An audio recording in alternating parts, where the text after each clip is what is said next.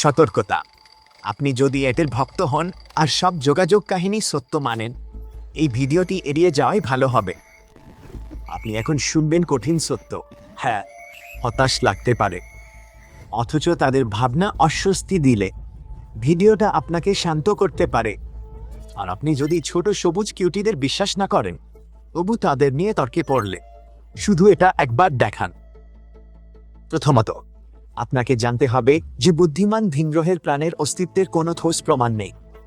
যা বিদ্যমান তা হল শক্তিশালী প্রমাণ যে আপনি আপনার সারা জীবনে যে সমস্ত তথাকথিত ইতি ঘটনাগুলির কথা শুনেছেন, সেগুলির আসলে খুব যুক্তিসঙ্গত ব্যাখ্যা রয়েছে। সবচেয়ে বিখ্যাত উদাহরণ হল রসওয়েল কাণ্ড। ৮ জুলাই ১৯৪৭ নিউ মেক্সিকোর এক রাঞ্চে অদ্ভুত বস্তু সেখানে ভেঙে পড়ে। একে উড়ন্ত চাকতি বলা হয়। প্রথমে স্থানীয় পত্রিকা ঘটনাটি ছাপে, পরে খবরটি সারা দেশে ছড়ায়।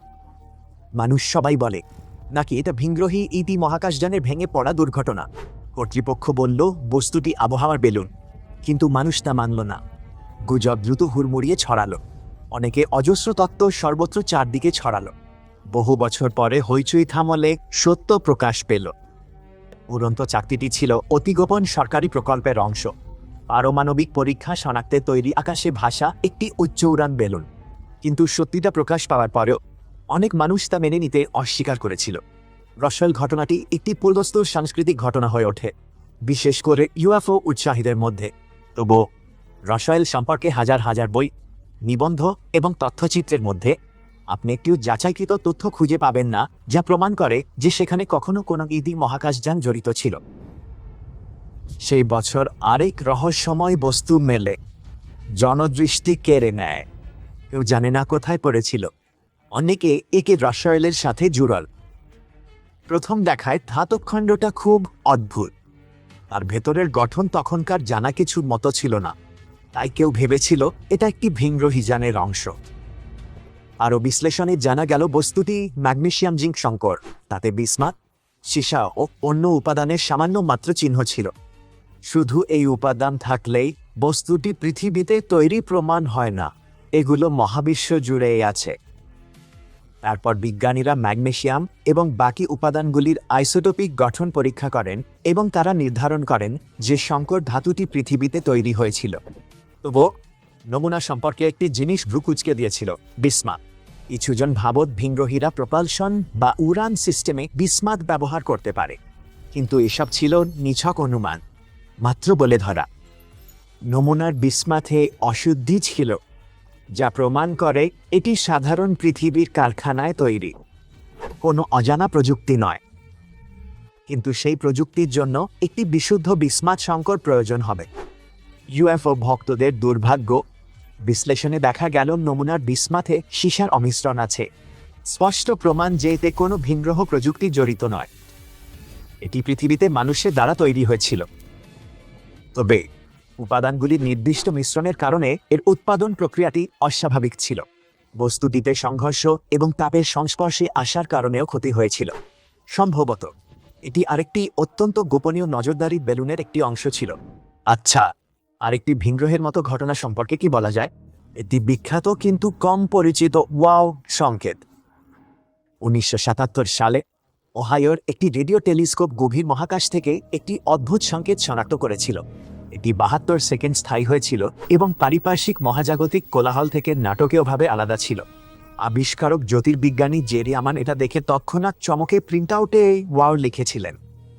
বিজ্ঞানীরা ক্ষণিক সন্দেহ করেছিল রেডিও সংকেতটি ভিনগ্রহী প্রযুক্তির বার্তা, কিন্তু পরে আর শনাক্ত হয়নি কখনো। পরবর্তী ব্যাখ্যাগুলিতে বলা হয়েছে যে এটি একটি শীতল হাইড্রোজেন মেঘ দ্বারা বিবর্ধিত একটি নিউট্রন তারকা থেকে রেডিও নির্গমন হতে পারে। আপনি ইন্টারনেটে অন্যান্য অনুরূপ ঘটনার বাস্তবসম্মত ব্যাখ্যাও খুঁজে পেতে পারেন। তবে রসওয়েল এবং অনুরূপ ঘটনাগুলি কয়েক দশক আগে ঘটেছিল, কিন্তু আধুনিক গল্পগুলির কি হবে? আপনি সম্ভবত পাইলটদের রেকর্ড করা ভিডিও দেখেছেন যেখানে আকাশে দ্রুত চলমান অধরা বস্তু দেখা গেছে। বিজ্ঞানীরা ভিডিও সতর্কে দেখে চমক পেলেন। আচরণ পদার্থবিজ্ঞানের নিয়মের বিপরীত ছিল। বস্তুটা যদি বাতাস বা জলে এত দ্রুত চলে, তবে ঘর্ষণে দৃশ্যমান তাপরেখা বা প্লাজমা আভা দেখা উচিত, কিন্তু ফুটেজে সেরকম কিছুই দেখা যায় না। তার মানে কি এটা ভিনগ্রহের প্রযুক্তি? সম্ভবত না। এর একটি অনেক সহজ ব্যাখ্যা হলো যে ব্যবহৃত ক্যামেরাগুলি আসলে যা ঘটছিল তা ধারণ করার জন্য যথেষ্ট উন্নত ছিল না। আমরা বস্তু এবং ক্যামেরার মধ্যেকার দূরত্ব জানি না, আমরা এর আসল গতিও জানি না। বিষয়টা হতে পারে ভিজুয়াল ত্রুটি, সেন্সর গ্লিচ বা লেন্স বিকৃতি। তবু যদি মনে করেন এসব রেকর্ডিংয়ে সত্যি ইউএফও আছে, নিজেকে এই প্রশ্ন করুন, এত বছর পরেও আমাদের কাছে কেন কোনো উচ্চমানের ফুটেজ নেই? কেন এটি সবসময় কম রেজলিউশন, ঝাপসা এবং প্রায়শই সাদা কালো হয়? একটি স্পষ্ট হাই রেজলিউশন ভিডিওর তুলনায় লক্ষ লক্ষ অস্পষ্ট ছবির কোনো মানে নেই, এবং আমাদের কাছে একটিও নেই। ইউএফও দেখার ঘটনাগুলি যে অপটিক্যাল ইলিউশন বা সেন্সরের ত্রুটি, তার সম্ভাবনা এলিয়েনদের মহাকাশযানের প্রতিনিধিত্ব করার সম্ভাবনার চেয়ে অনেক বেশি। অনেকে শুধু এর অস্তিত্বে বিশ্বাস করতে চায়, তাই তারা বহির্জাগতিক প্রযুক্তির ইঙ্গিত দেওয়া যে কোনো খবর নিয়ে হইচই বাড়িয়ে তোলে। এর একটি নিখুঁত উদাহরণ হল ওমুয়ামুয়া, যা আন্তঃনাক্ষত্রিক স্থান থেকে আমাদের সৌরজগতে প্রবেশ করা প্রথম পরিচিত বস্তু। কিছু লোক আতঙ্কিত হয়ে দাবি করেছিল যে এটি একটি এলিয়েন প্রোব। বাস্তবে এটি প্রায় নিশ্চিতভাবেই একটি আন্তঃনাক্ষত্রিক গ্রহাণুর মতো বস্তু ছিল। পিনাই আটলাসকে ঘিরে সাম্প্রতিক আতঙ্কের কথা মনে আছে? অনলাইনে গুজব ছিল নাকি এটা কৃত্রিম বস্তু, নভেম্বর 2025 এই পৃথিবীর কাছে আসবে, জীবন চির বদলাবে। নভেম্বর মাস চলে গেছে, বস্তুটি এখন আরও দূরে সরে যাচ্ছে, কোনো এলিয়েন আক্রমণ ঘটেনি। তাহলে কি বহির্জীবন খোঁজার একমাত্র উপায় আমাদের শুধু এলোমেলো মহাকাশ পাথর পাশ দিয়ে যেতে অপেক্ষা করা, বা কেউ চারকে ইউএফও রেকর্ড করবে আসা, বা অন্তত 1080 পি? আমরা কি সত্যি নিজেরা কিছু করতে পারি? হ্যাঁ, আমরা টেকনোসিগনেচার অনুসন্ধান করতে পারি। টেকনোসিগনেচার হলো প্রযুক্তিগত কার্যকলাপের চিহ্ন যা বুদ্ধিমান প্রাণীরা করতে পারে। এগুলি হলো জীবাণু বা অণুর মতো বায়োসিগনেচার যা সরল প্রাণের ইঙ্গিত দেয়। কিন্তু মহাকাশ জুড়ে বায়োসিগনেচার খোঁজা অবিশ্বাস্যভাবে কঠিন। টেকনোসিগনেচারগুলি সহজতর।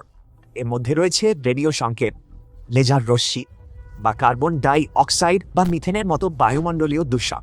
পৃথিবী নিজেই টেকনোসিগনেচার নির্গত করে যা দূর থেকে শনাক্ত করা যায়। তাহলে অন্য গ্রহেও একই জিনিস খোঁজা হবে না কেন? আমরা কোথা থেকে শুরু করব? পরিচিত এক্সপ্ল্যানেট 6000 এর বেশি ভিনগ্রহের যে প্রযুক্তি হোক, তা আমাদের মতোই একই পদার্থবিদ্যার সামনে শেষ পর্যন্ত দাঁড়াবে, কারণ পদার্থবিজ্ঞানের নিয়মগুলি সার্বজনীন। হয়তো কোনো দূরবর্তী গ্রহের বিশাল সোলার প্যানেল অতিরিক্ত তাপ উৎপন্ন করে যা আমরা শনাক্ত করতে পারি।